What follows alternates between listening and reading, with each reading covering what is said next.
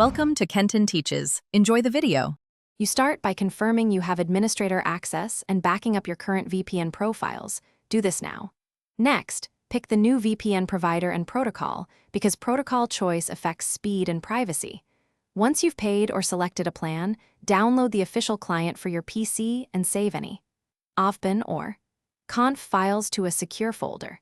Make sure to disable the old VPN connection before installing. This prevents conflicts and speeds up setup. Now install the new VPN client and import the configuration files or paste WireGuard keys into the app. Do it carefully. Then adjust critical settings. Enable the kill switch to stop leaks, turn on DNS leak protection, and set auto-connect if you want persistent privacy.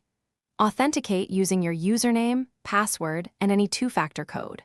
Once connected, run simple checks.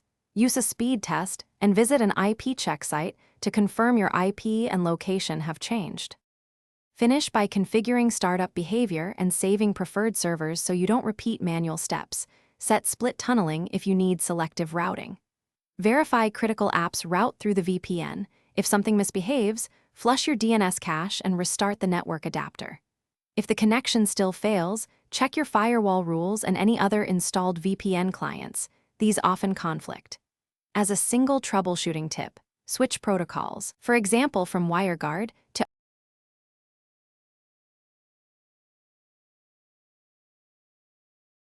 Thanks for watching. Please subscribe if this video was helpful.